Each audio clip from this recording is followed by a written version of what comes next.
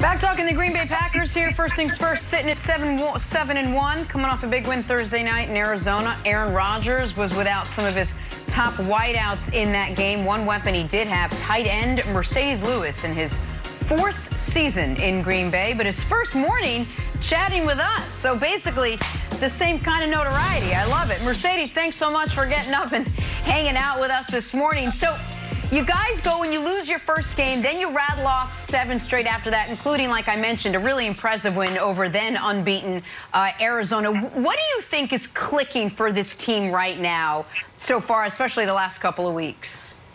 Well, I think,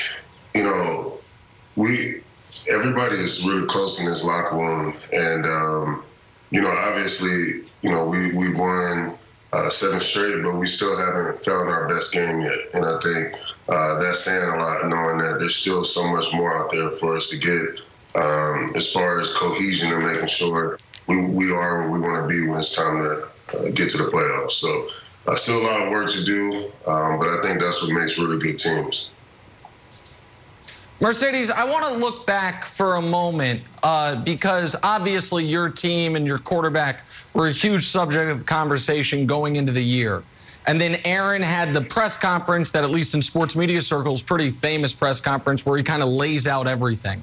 And I thought it was really noteworthy that he, in that moment and since then, I think has made every effort to, every time he steps to a microphone, talk about how much he loves his teammates, how close the guys are. And you just mentioned how close the locker room is. And so while you're watching from afar this offseason, this all play out, I'm curious what you're thinking if you were wondering, wait, is Aaron going to be back? And if after that press conference inside the locker room, that was all put away for the season. Well, I think, obviously me and Aaron are pretty close, and, we lean on each other for certain things. And he kept me pretty locked in as far as in the offseason and things like that, and, letting me know what he was thinking while everybody else is trying to figure it all out. But there was a little piece of me trying to figure out if he was going to, report to camp. And, when I got to Green Bay and walked into the training room and started my physical, I saw a 12 with this little smirk on his face, and I knew at that point everything was going to be great. And, like you mentioned, as far as like the love we have for each other, just as a football team, it's just all about gratitude and understanding that, it's a privilege to play in this league. You can't take nothing for granted. And so I think, not just the games, but practices, meetings, that's just the vibe around the building. And, it might have been just what we needed to just shake everything up. So he's definitely been, a blessing, obviously, for as long as he's played this game and at such a high level. But he's like an extra coach on the field. So it's really good to be around him. Marcedes, Jenna mentioned the tough opening game loss to New Orleans, obviously started the season badly. But looking back, the 7 wins since then, was that actually maybe a good thing for the team? Was that a wake-up call that you guys kind of needed? Yeah, well, it's you'd rather that stuff happen like at the beginning of the year. And, I want to say that was like our preseason game.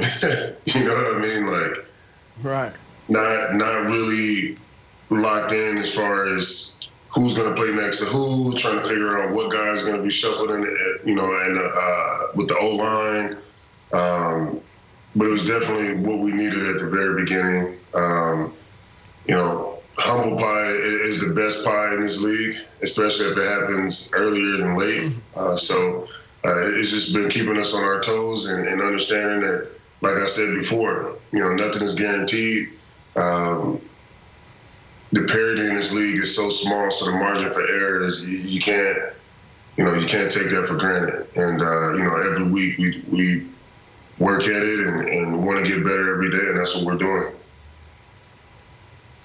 So before the season started, Aaron and Devontae both tweeted or Instagrammed Scotty and Jordan pictures.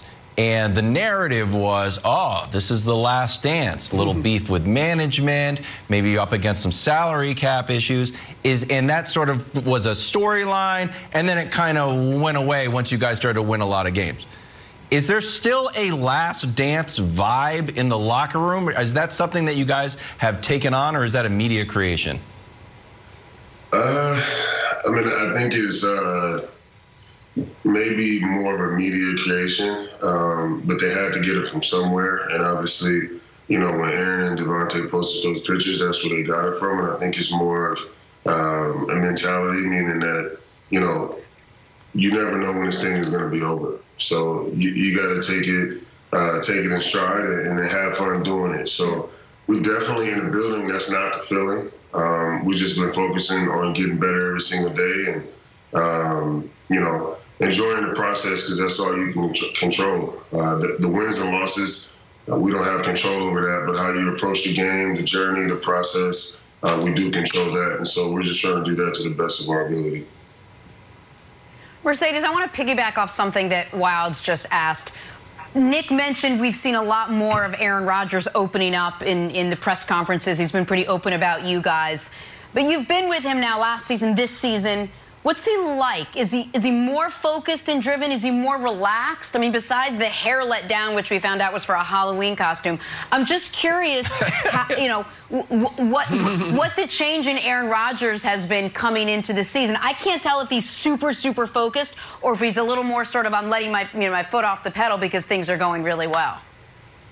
I would say it's a mixture of both. I think A-Rod has always been focused, but I think, you know, just his mentality of not, you know, why so serious, so to speak. You know, let's have fun doing this. And, you know, him and LaFleur relationship is, you know, 1 year better now. So they're on the same page as far as what they want to get done. When I explain to, like, my friends and family of how, you know, because they always ask me about the playbook, right? And, you know, LaFleur is a football geek, and so is A-Rod. So, you know, LaFleur has his own playbook, and A-Rod has his separate playbook, and they just, you know, they merge it when it's time to go out there to win games. So,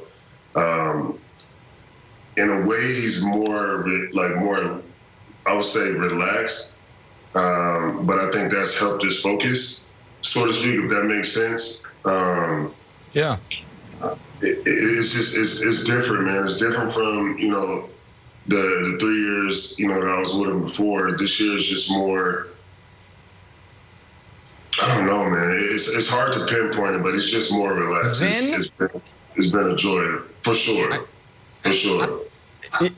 Yeah, I think the word that he's used at least once is zen, and I'm not really totally sure what that means. That's kind of like work smarter, not harder. I don't know exactly how that works, but it sounds good.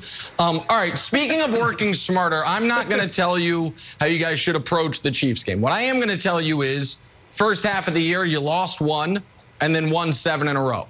So some would argue it'd be smart to just lose the next one and then reel off another 7 in a row. It's an out-of-conference game. You don't really need it. You know, you guys already have the long week. By the way, the NFL, you guys played Thursday, right? And the Chiefs played last night. You guys play each other Sunday. Just strikes me as a little unfair. I don't know. Marcedes know better than me. Now, my fellow panelists here all think the Chiefs stink. Turn the ball over a ton. Mahomes can't throw anymore. Defense awful. I'm curious, in Green Bay, how are you guys looking at, you know, the very mediocre, turnover-prone, beleaguered Kansas City Chiefs as you head into this matchup? I mean, you guys saw our schedule coming into the year. They tried to give us all the juggernauts on our schedule. And so, with that said, we prepare for every team the same. We understand that, you know, when the Chiefs are at their best, you know, the problems that they present, and that's the Chiefs team that we're preparing for them to be explosive as they have and let the chips fall where they may. And you know, we're looking forward to the opportunity. Obviously, you got Mahomes over there. A-Rod is always excited, you know, when he's playing against Mahomes and, you know, and just playing in that stadium in general. I mean, that's what football is about. So it's going to be a great game. I look forward to the opportunity, and let's see what happens. Marcedes, enjoy the extra rest going into that game. No, it's not better. Do your thing. Just the numbers. You guys do you guys. Just win 7 in a row after. Thank you, Marcedes. Thanks so much for getting up and hanging out with us this morning. And good luck Sunday in Kansas City. Of Thank course. All right, we are back. We're talking some Von Miller now. Rams went out and they added another